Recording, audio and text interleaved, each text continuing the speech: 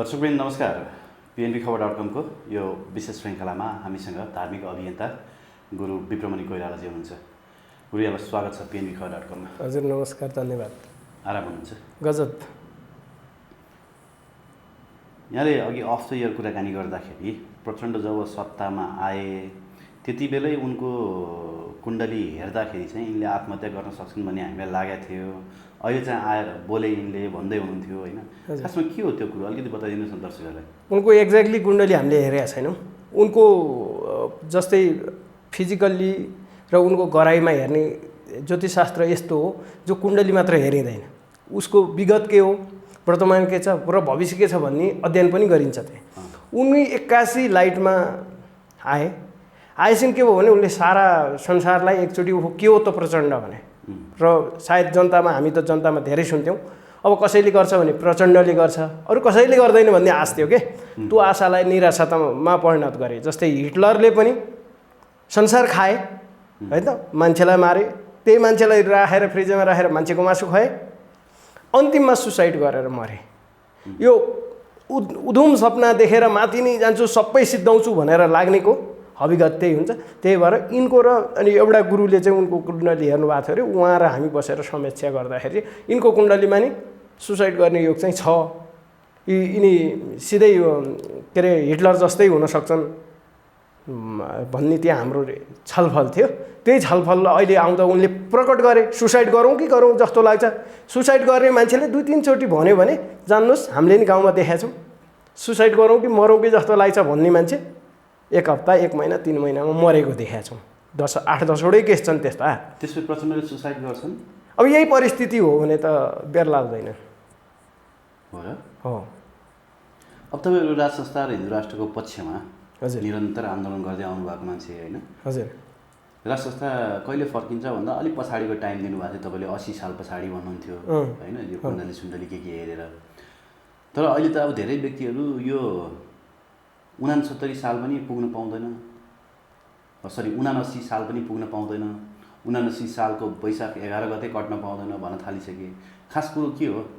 अब त्यो चाहिँ बोल्नेहरू जानु न होइन। हामीले चाहिँ एउटा योग छ, त्यसमा परिवर्तन हुने, परिवर्तनले कसलाई ल्याउँछ कसलाई फाल्छ भन्ने मात्र हो। योग छ, त्यो योगमा चाहिँ जनताले फेरि चाह्यो भने यसै गरी एउटा सडक आन्दोलन भएको छ होइन, सबैले राजा चाहिन्छ, हिन्दू राष्ट्र राजा चाहिन्छ भन्ने माग बढेछन्, त्यो योगमा चाहिँ राजा आउन सक्छ, त्यही हेर्ने हो। अब वैशाख 69 सालमा चाहिँ छ कि छैन भन्न खोजेँ कि मैले। 79 सालमा आउँछ भन्ने चाहिँ उहाँहरू नि जान्नु होला।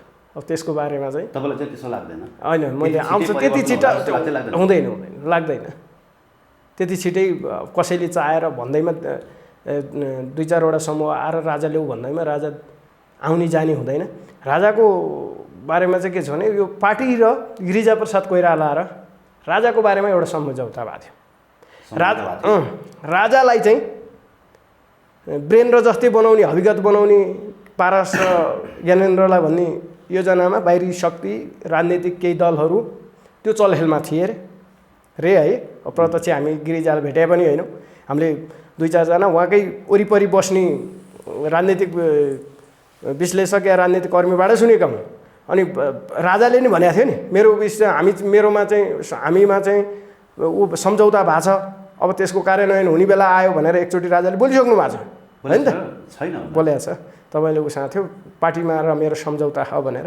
अब त्यही सम्झौता चाहिँ राजालाई अहिले चाहिँ महाराज हजुरको जीवन बक्स गर्ने ठुलो कुरो, चुपो लाएर छोड्नुहोस्, फेरि अनुकूल हुनासाथ दिन्छु भनेर सहमति, उनीहरूको भित्री सहमति भएको छ भन्ने कुरो बजारमा आयो।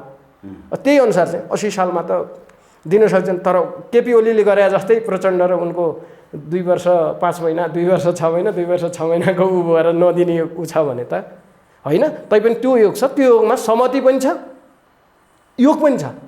त्यो दुइटै मिल्दाखेरि चाहिँ र्याङ्गर र ठेङ्गर हुन्छ। गिरिजाप्रसाद कोइरालासँगको सहमति भन्नुभयो, अरू विश्लेषकहरूले फेरि प्रचण्डसँगको सहमति भन्छन्। अहिले हामी चाहिँ रणभुल्लमा पर्छ। यस्तो गिरिजाप्रसाद त तपाईँको उनीहरू भूमिगत हुँदा त, प्रचण्डहरू भूमिगत हुँदा त गिरिजाप्रसाद हेड हो नि त। राजासँगको सम्झौता त 12 बुद्धे सहमतिदेखि सबै त गिरिजाप्रसाद कोइरालाको लिडिङमा हो नि त।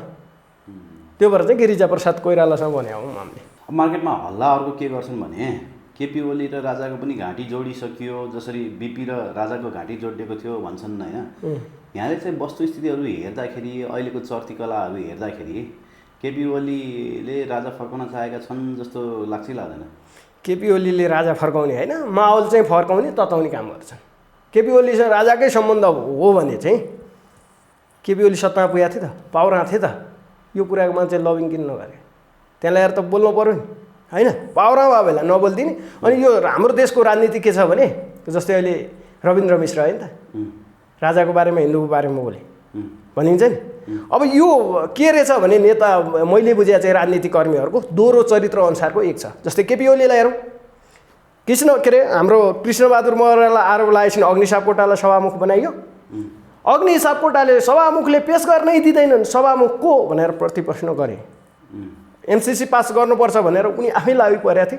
अहिले आफ्नै दलबल सहित उनी नो एमसिसी भनेर सडक ढुङ्गा हानेर बसिरहेछन्। यो दोहोरो चरित्र के हो भने एमसिसी पास भयो भने मैले पार्लियामेन्टमा त पास गर्नलाई ठुलो पहल मेरो हो भन्ने, त्यो एमसिसीको पक्षधरसँग फाइदा खाने।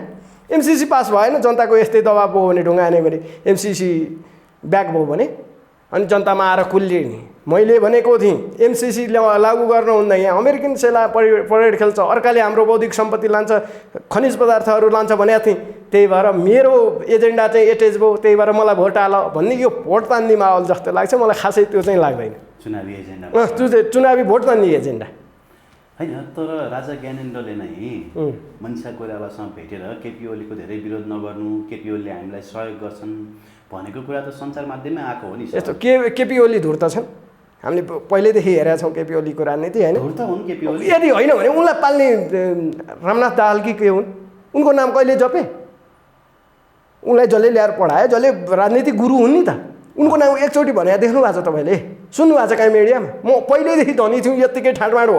तपाईँको 48को चुनाव जुत्दै हेर्नुहोस्, जुत्ता त्यो आर्मीले लाउने रिक्रुटले लाउने जुत्ता लाएर चुनाव जिते खान, फोटो लाए सामाजिक सञ्जालमा देख्न सकिन्छ। उनी सम्पन्न थियो भने त एउटा जुत्ता किन्ने सक्ने हैसियतमा थियो कि थिएनन्। र यसै कारणले उनी धुर्त छन्, धुर्त भाषा बोलिरहन्छन् उनले। र राजालाई आयो, माहौल आयो भने राजासँग शरणागति गर्नलाई उनको यो चाल हो। त्यसो भए केपी ओली अथवा एमाले चाहिँ राजसत्ताको पक्षमा जाँदैन, हिन्दू राष्ट्रको पक्षमा जाँदैन। किन जाने भए त तपाईँको त्यहीँ चाहिँ 64मा आन्तरिक संविधान लागु हुँदा तिनीहरूले उठाइहाल्थ्यो नि, उनीहरूकै सभामुख थियो त होइन। तर केपी ओली त बैलगाडा छोडेर अमेरिका पुगिन्छ भन्ने मान्छे हुन् नि त्यति बेला। होइन, उनलाई त्यो बेला लागेको थियो यो आन्दोलन सफल हुँदैन, सफल नभएपछि के बोल्ने भने राजालाई खुसी पार्ने। अहिले नि राजालाई खुसी पाल्नै बोल्यो भने राजा आइडो बाइचान्स भने त खानु परेन प्रधानमन्त्री। राजनीतिक दाउ भने कुर्सी मात्र हो अहिलेसम्म बुझाइ। नेपालमा फेरि अरू देशमा कुरो नहो, नेपाल र भारत होइन त, यहाँ हाम्रो पूर्वतिर जति यो एसियन कन्ट्री छन् अलि राजनीतिक बढी चलखेल हो नि, त्यहाँ चाहिँ कुर्सीकै कुरा हुन्छ। रविन्द्र मिश्र महेश बस्नेतहरूले उठाएको एजेन्डा पनि त्यो विशुद्ध चुनावी एजेन्डा मात्रै हो। त्यो त त्यही त हो नि। देखियो माहौल त पहिल्यैदेखि, एजेन्डा त पहिलादेखि ऊ हुनु पऱ्यो। जस्तै चित्रबहादुर केसीले अहिले पनि तपाईँको संहिताको विरोध गरेका त छैन, उनको त सुरुदेखिको एजेन्डा थियो। अब बिचा आएपछि त बिचा के अरे ताकपरे तिवारी नत्र गोतामे भन्ने नेपाली उखान लागु गरे हो जस्तो लाग्छ मलाई। चित्रबहादुर केसीले होइन, अझै राजावादीमा जस्तै केपी ओली महेश बस्नेतहरूका कुरा, किनकि माहौल यता गयो नि त। आन्दोलन काठमाडौँको आन्दोलन त यता गएको छ, हेरिन् त काठमाडौँको आन्दोलन हो नि। 46 सालले गाउँमा के परेको थियो र? यदुवटाले शङ्ख बजाउँथे, एकरो शङ्ख, पञ्चायतको पुतला बनाएर जलाउँथे, त्यति होइन। आन्दोलन त काठमाडौँमा भयो नि। सबै आन्दोलनहरू काठमाडौँ केन्द्रित हुन्छ। त्यही भएर काठमाडौँको जनताहरू बढी र काठमाडौँमा बेरोजगार पनि सङ्ख्या बढी छ। त्यस भएर माहौल बढी देखेर हाम्रो गाउँमा त आन्दोलनै भएर 46मा हो। अनि देख्नुहोस् काठमाडौँको नजिकको भक्तपुर, अनि त्यतिले परिवर्तन भयो। त्यो भन्दा नि राजा वीरेन्द्रको महानता हुनसक्छ, किनकि आफ्नो नेपाली प्रजा नमारौँ भन्ने उनको राम्रो विचारले गर्दा चाहिँ चाँडो दिए भन्ने हुनसक्छ। यहाँ रक्तपात गर्ने, चलखेल गर्ने उनले नि कुरा बुझेका थिए होइन त, त्यही भएर हुनसक्छ। नेपाली नमारौँ भन्ने पक्षमा होइन, बाउले छोरा मारौँ भन्दैन। त्यही भएर यथा राजा तथा प्रजा होइन, जस्तो राजा छ प्रजा त्यस्तै हुन्छ। त्यही भएर राजा धर्मात्मी हुनुपर्छ भन्ने हाम्रो सनातन धर्मको स्लोगानै त्यही छ।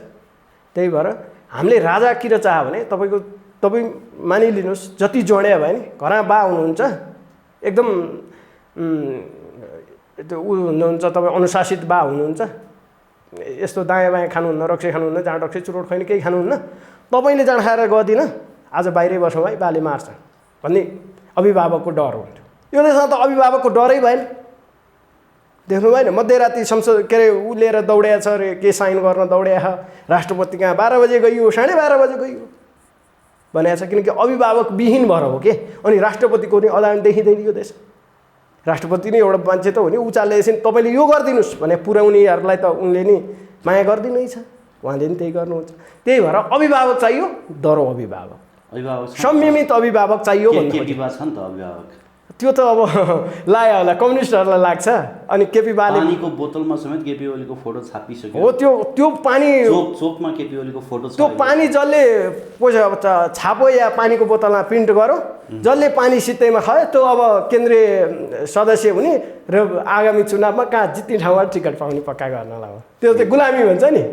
गुलामी पो गरे गुलामी हो त्यो अरू होइन। केपी ओली नै सर्वमान्य हो त यो देशमा अरू छैन। बिपी छैन। अनि केपी भन्दा अगाडि भरत मोहन अधिकारी के अरे मनमोहन अधिकारी थिएन जसले जिन्दगीभर कम्युनिस्ट आन्दोलन गरे। उनकै सरकार 9 महिने सरकारलाई सफल बन्यो उनी चाहिँ छैन। अनि उनको पार्टीको अहिले देख्नुहोस् केपी भन्दा अरूको फोटो नै छैन। त्यसो भए केपी ओली कम्युनिस्ट हुन् त। ब्यानर कम्युनिस्टको हाल्ने अनि कम्युनिस्टको यो देशमा कम्युनिजम ल्याउने पुष्पलालको अस्तित्व छैन यो देशमा कम्युनिस्टहरूमा। खोइ त अनि पुष्पलालको फोटो छापिदिए बिचरा। खोइ त तपाईँको मनमोहन अधिकारी भरत मोहन अधिकारी कम्युनिस्टकै कुरा गर्यो भने अहिले थलिएर बसे मोहनचन्द्र अधिकारी खोइ उहाँको फोटो कम्युनिजम त उहाँ हो। मोहनचन्द्र अधिकारी त त्यो बेला नि बा चाहिँ तपाईँको कस्टम अफिसर थिए अरे होइन। तै उनी अहिले सडकमा छन् भने बिहारी त छैनन्। उनका छोरा नि डक्टर छन् उनका नि घर छ काठमाडौँमा होइन। श्रीमती तगडा छैन हामीले पनि भेट्यौँ। तर उनका फोटा चाहिँ खोइ त। चाप्लुसी गर्ने यो देशमा चाप्लुसी बाजाहरूले नै नेतालाई फर्काउने। केक काट्न लाए केक त उनले नक्सा डिजाइन गरेर ल्याउ काट्छु भने त होइन नि केपी ओलीले। तर त्यो चाप्लुसीले के गर्यो भने महाराज काट्ने हजुर काट्ने कमरेड भनेर ल्याए कटाइदिए विवाद आले। चाप्लुसी गर्दा के हुन्छ भने तेल बढी लगाएपछि चिप्लेर लड्छ लडेपछि टाउको नि फुट्छ घुँडा नि जान्छ। तेल लगाइदिने मान्छे बढी छन् कि यो देशमा। तेल घस्दिने चिप्लो घस्ने भन्छ नि। केपी ओलीलाई चिप्लो घस्या हो। अनि केपी ओली चिप्लो घसेपछि मक्ख पार्ने मान्छे। राम्रो तिमीले मान्छे मार्यौ भने गजब गर्यौ। 14 वर्ष त राजनीतिको लागि मान्छे मारेको कुरो 9 वर्ष बच्चा मारेको कुरो हो। राजनीतिको लागि हो त। बच्चाले राजनीति गर्छ। हजुरबा होला जमिनदार नाति जमिनदार हुँदैन। जमिनदारै हो भने नेपाली कानुन थिएन। अनि हामी चाहिँ के को दम गरिदिन्छौँ भने 14 वर्ष जेल बसे मान्छे 20 वर्ष छ ज्यान मुद्दाको केस 20 वर्ष बसिरहेछन् अरू अपराधी पनि। अनि केपी ओलीलाई चाहिँ त्यही मिसन अन्तर्गत ल्याएर चाहिँ महान बनाइदिने तेल लाएर महान बनाइदिने। त्यही तेल लाउनेहरूको जमातले केपी ओलीलाई फेरि एकचोटि विवाद त सधैँमा आउँछन् होइन। तैपनि पुरपूर्व बलियो भएपछि केही लाग्दैन भन्छ नि। पुरपूर्व बलियो भएर केपी ओली सुप्रिमो भयो होइन हाई पोस्टमा हो। नत्र भने चाहिँ धार्मिक हिसाबले सहिष्णुताको हिसाबले मानवताको हिसाबले केपी ओली सफल भन्ने चाहिँ लागेन मलाई। अब अहिले यो देशको दुश्मन को त केपी ओली कि प्रचण्ड होइन। दुश्मन त कोही पनि होइन। नेताहरूलाई दुश्मन होइन। अब दुश्मन चाहिँ के लाग्दो रहेछ भने मैले देखेँ एमालेलाई अहिलेको एमालेलाई प्रचण्ड दुश्मन माओवादीलाई केपी ओली दुश्मन। तर बाहिर बस्ने मेरो चाहिँ नजर दुवैजना दुश्मन होइन। तर के हुन्छ भने सिङ्गो देश त एउटै व्यक्तिले चलाउन सक्दैन। सल्लाहकार हुन्छ नि। तपाईँको सल्लाहकार देख्नु सूर्य थापा देख्नुभयो। त्यो पोस्टमा बसेर त्यस्तै सामाजिक सञ्जालमा स्टार लेख्छन् अरूलाई गाली गर्छन् तथा नाम बोल्छन्। गोकुल बाँसकोटा हेर्नुहोस् थर्काउँछन् सबैलाई। अब त्यो सल्लाहकार राखेर बसेका छन् उनी आफ्नै झुन्डलाई विश्वास गर्छन्। धेरै जे कुरालाई धेरै विश्वास गर्नाले केपी ओलीलाई चिप्लाउने काम गर्छन्। तेल लाउँछन् अलि बढी लगाएपछि चिप्लिन्छन्। त्यही भएर तपाईँ केपी ओली दुश्मन नै होइन। चिप्लिहाल्यो नि देखिन सत्ताबाट चिप्ले एक खाली खेलमा त चिप्ले त होइन। अरूमा के थियो जीवन त फेरि तपाईँले यसको अर्को होला केपी ओली मर्छन् भन्नुभयो होला होइन। जीवन त हामी नि मर्छौँ सबै मर्छौँ ढिलो चाँडो मात्र हो कालको त कुरो नगरौँ। फेरि केपी ओली जान्छन् भन्ने अनर्थ लाएर यहाँ सामाजिक सञ्जालमा गाली गर्नेहरू फेरि धेरै देखिन्छन्। मैले त्यो भन्न खोजेन। जीवन मरणशील छ होइन जो पनि मर्न सक्छ। तर पोस्टमा चिप्ले सम्मान गर्नु पर्यो। यो देशको पूर्व प्रधानमन्त्री सम्मान गर्नुपर्ने व्यक्तित्व गाली गरिरहेछन् हामीले सामाजिक सञ्जालमा देखिरहेछौँ होइन त। साइबर सेना भनेर तपाईँले अहिले पोस्ट गरिदिनु भने साइबर सेनाले गाली गर्न थाल्छ तपाईँलाई। त्यस्ता जमात नै बोल्ने हो त। यो देशको प्रधानमन्त्रीको लागि न उसको पार्टीको न विपक्षको समान हुनु पर्यो। त्यही भएर हामीले राजाको उ गरेको कारणले त्यही भएर समानता भएन के। देशलाई जनतालाई ल भूगोललाई समानता देख्न नसक्ने व्यक्ति न त्यो राजनेता हुन्छ न त्यो राजा नै हुन्छ। समानता नभएको कि बाहुनहरूलाई चाहिँ समानता भएन भने तपाईँहरूलाई पीडा हो? हामीलाई के पीडा छ? गिरिजाप्रसाद कोइराला र मेरो पुस्ता, मैले अस्ति नै भनेको थिएँ एउटै पुस्ता होइन, गिरिजालाई हेरेर मलाई गाली गर्न मिल्छ र?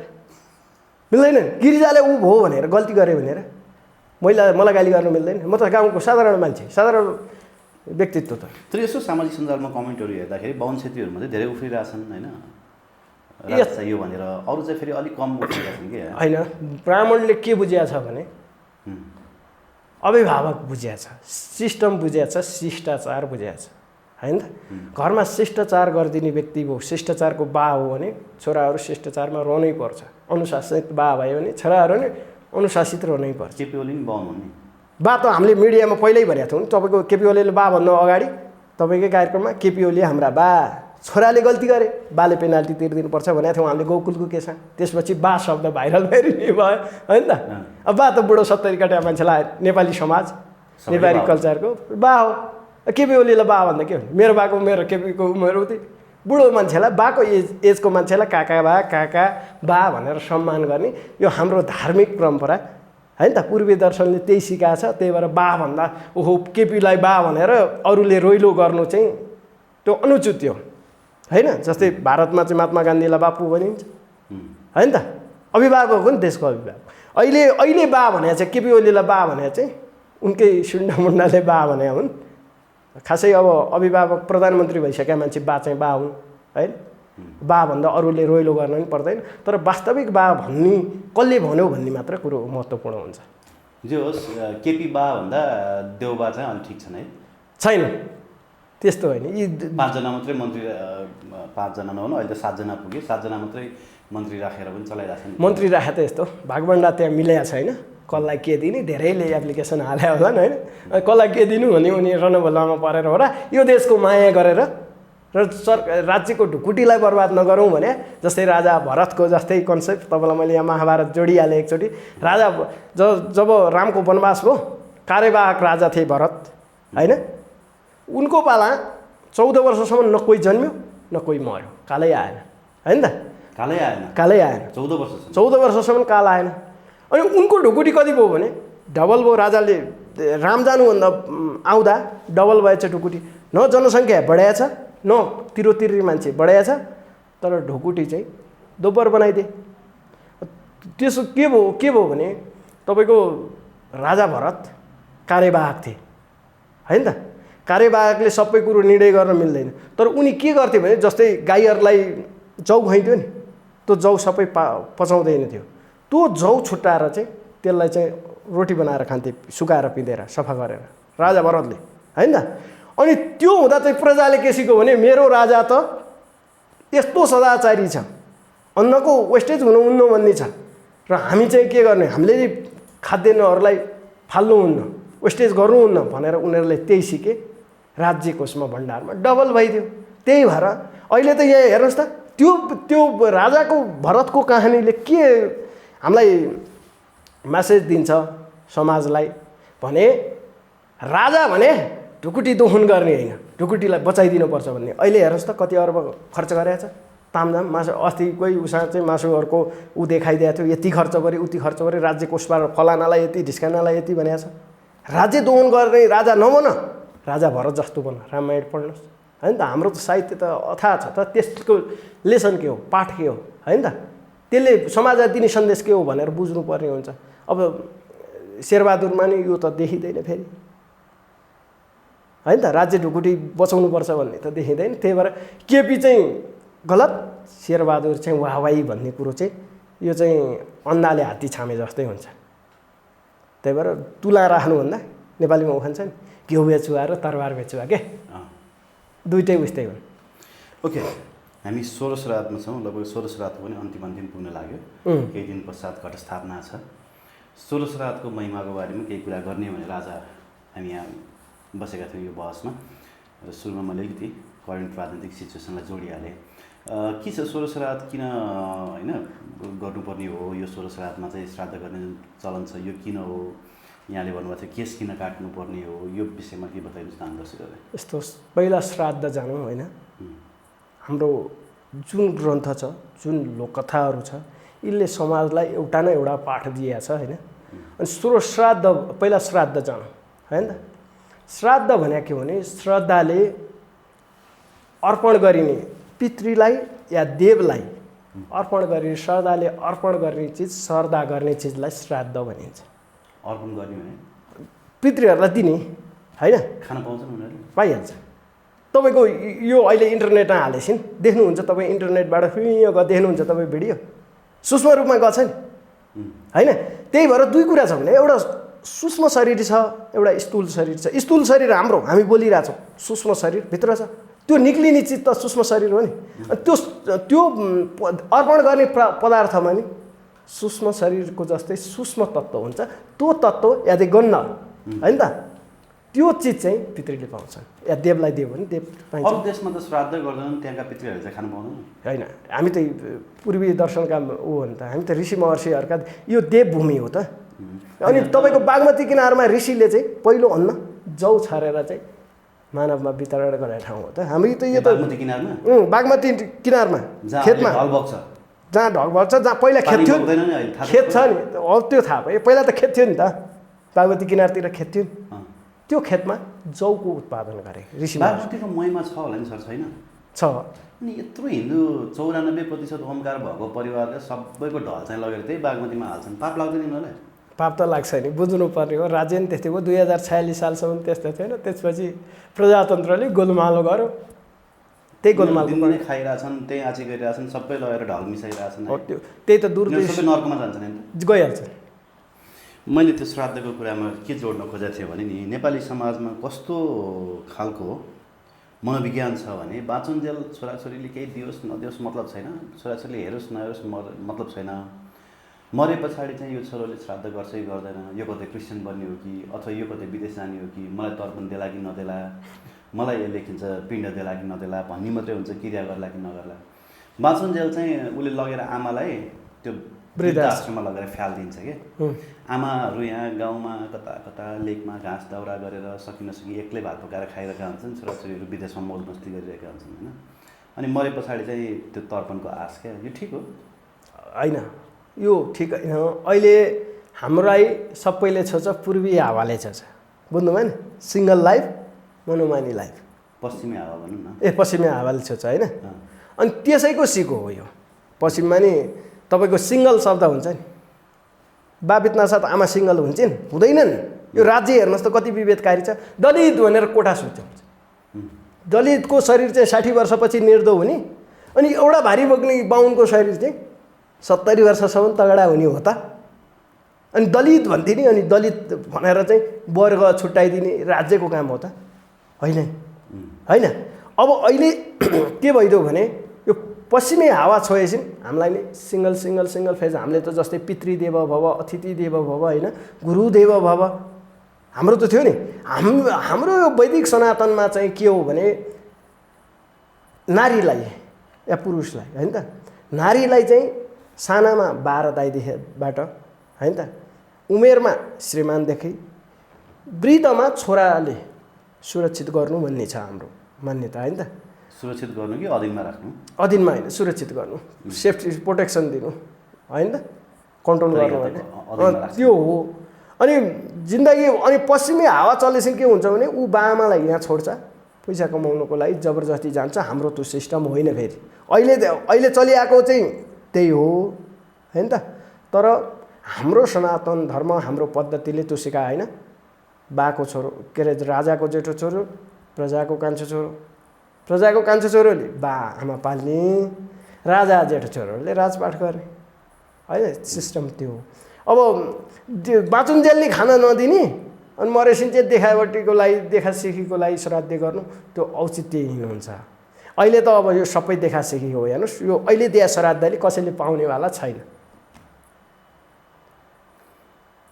किन पाउनेवाला छैन भने तपाईँको। तर बाँच्नु चाहिँ एक छाक चाहिँ त्यो वृद्धाश्रममा अथवा कुनै एउटा सामाजिक संस्थामा अर्काले दिएको आश गरेर खानुपर्ने, अनि मरे पछाडि त्यो दिनौँ पिण्ड दिएर महिनै पछि त्यो वर्षै पछि पिण्ड दिएर पाउँछन् होला र भने बाबाले।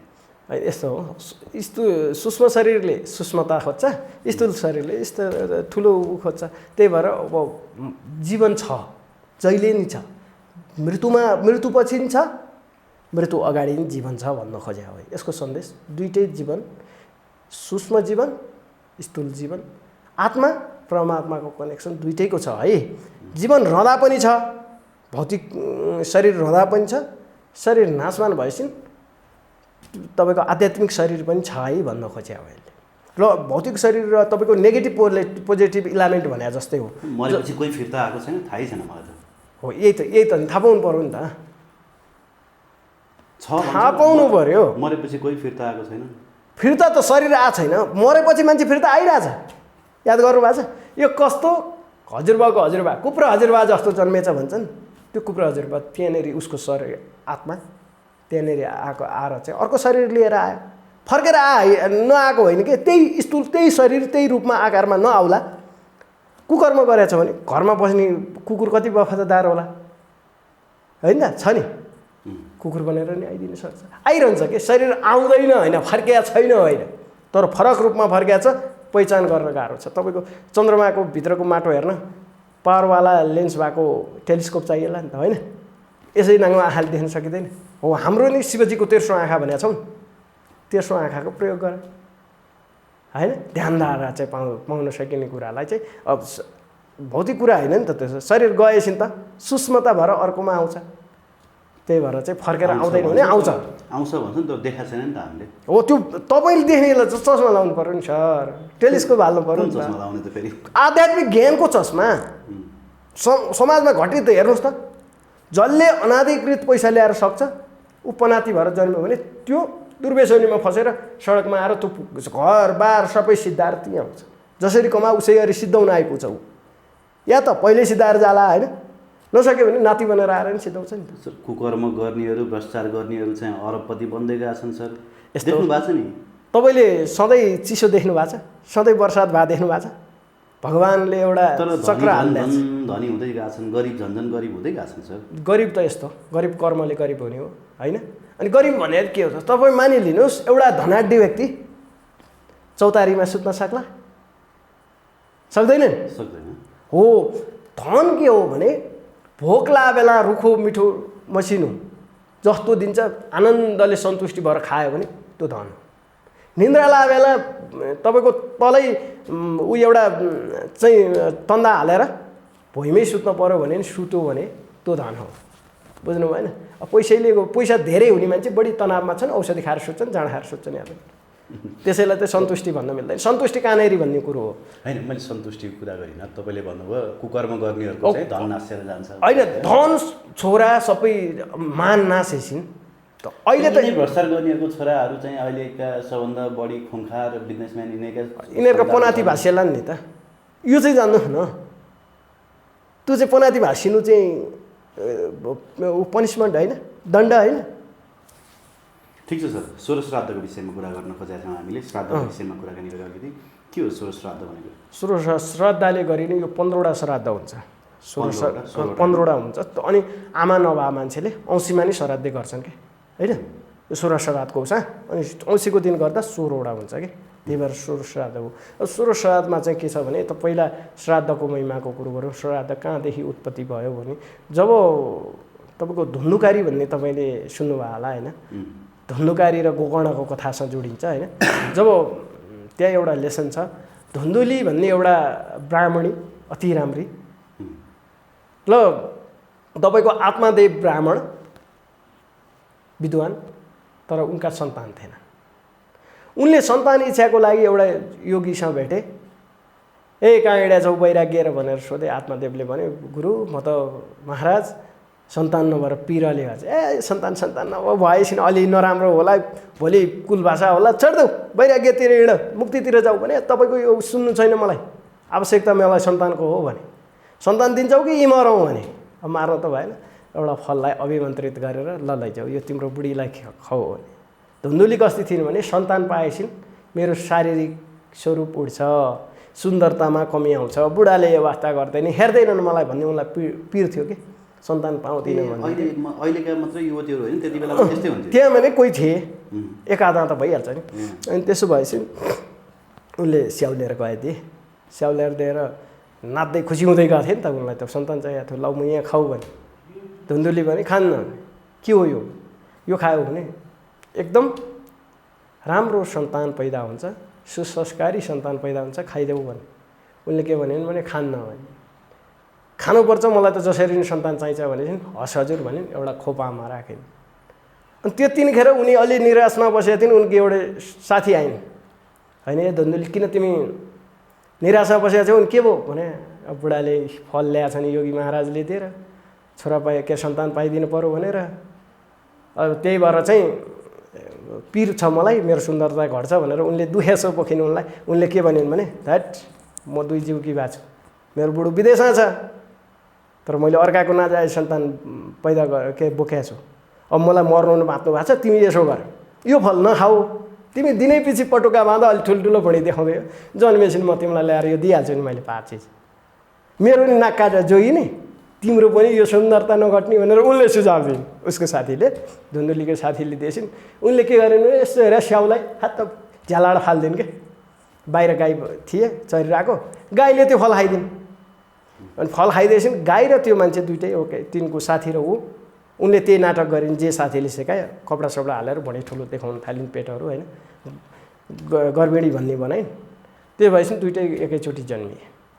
गाईले पनि बच्चा जन्मायो, कान मात्र गाईको जस्तो, अरू सबै मान्छेको, अति विद्वान, अति संस्कारी। उमेर बढ्दै गयो, त्यो नोकरले ल्याएर दिए, कहिलेकाहीँ यसो साथी भेट्न आ भनेर दुध खुवाउन आउँथिन्। नोकरले नि के अरे त्यो साथीले पनि छोरा दिन् होइन।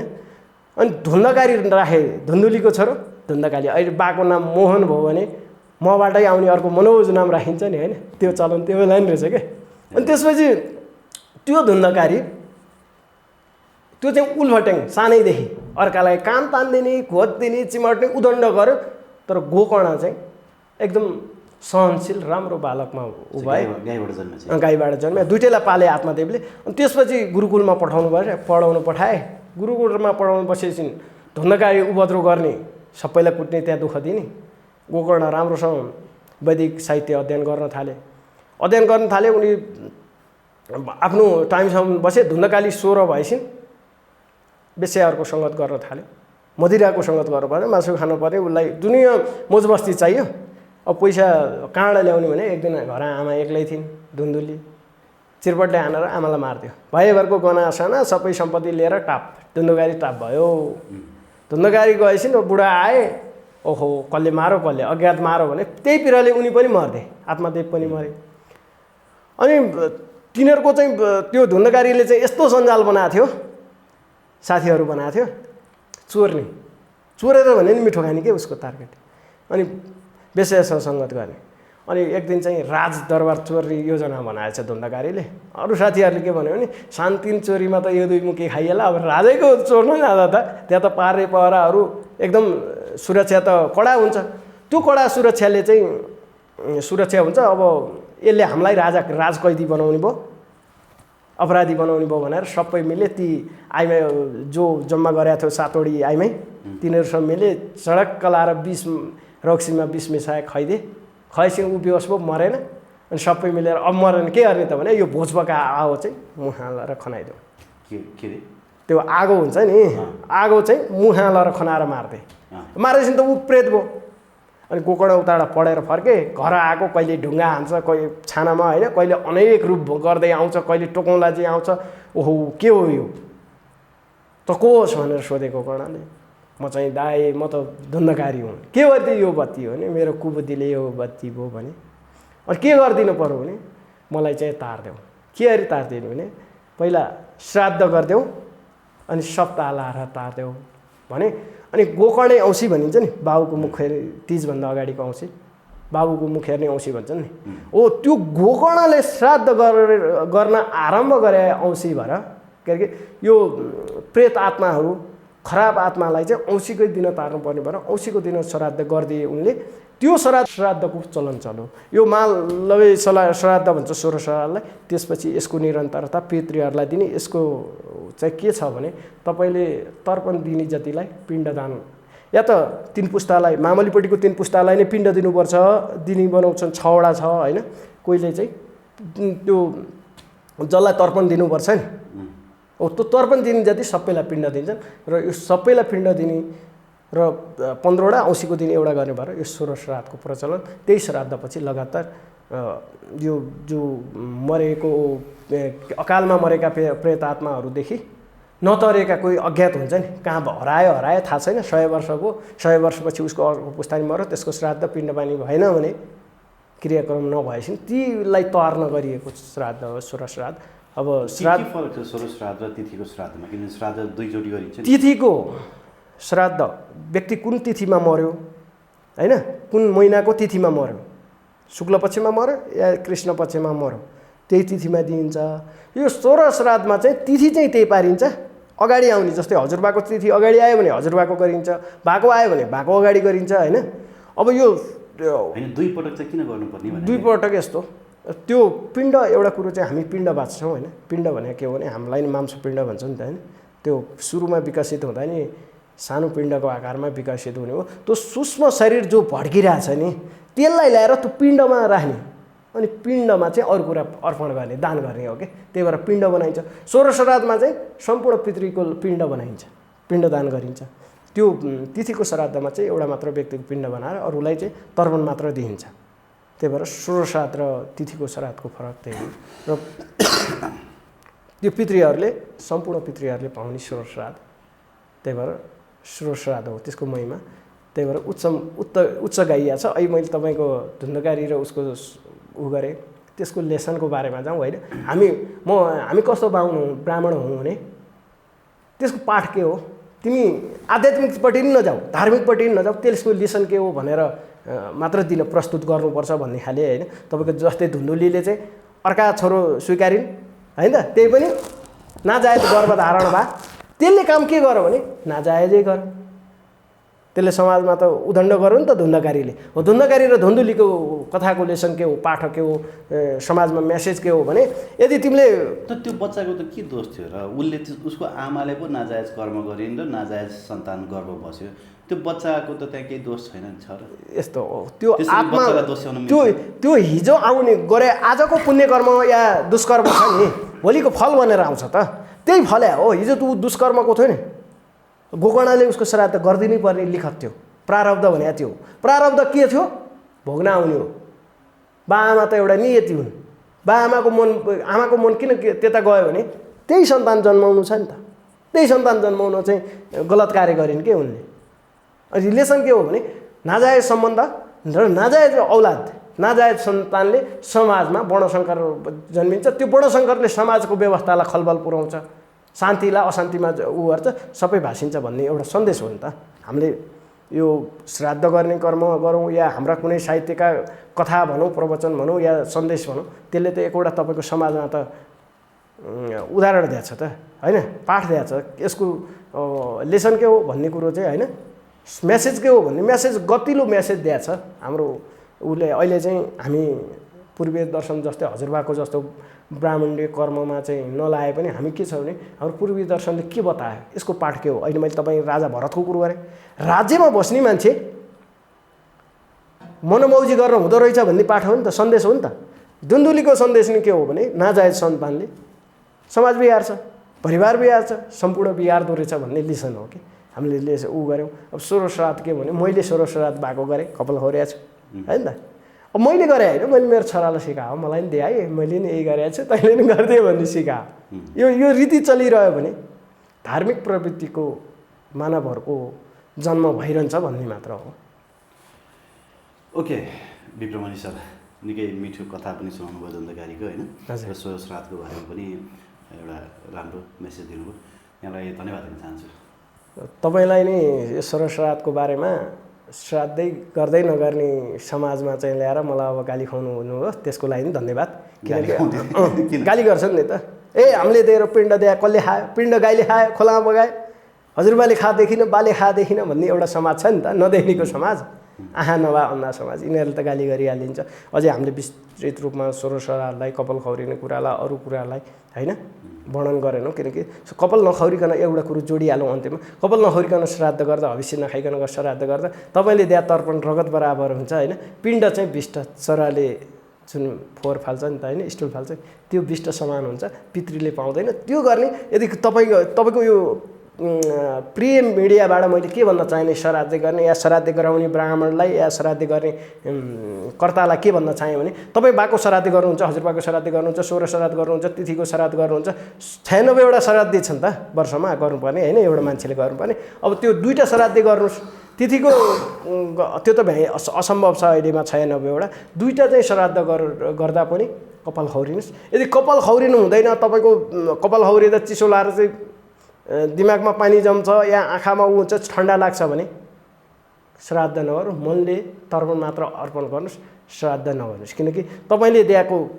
जल रगत बराबर हुन्छ, तपाईँले दिए अन्न विष्ट समान हुन्छ, तपाईँ पापको भागीदार हुनुहुन्छ। गर्नुहुन्छ देखावटीलाई नगर्नुहोस्, श्रद्धाले गर्नुहोस्। अहिले त देखावटी छ, अहिलेको ब्राह्मण हेर्नुहोस् त, 16 श्राद्ध भनेको छ, 4वटा घर धानेर आइ बाबु भनेर मक्क परेको छ। अब 16 श्राद्ध गर्दा त एउटाभन्दा गरिदिनु मिलेन, गर्नै पर्यो। अब फुकाउनै पर्यो भने उसले नर चोखो भएर आउनु पर्यो। अहिले अब आउनु आउँदैन, वेदीमा बसेर चुरोट तानिदिन्छन् बाहुनले, असभ्य बनाउँछन् होइन त।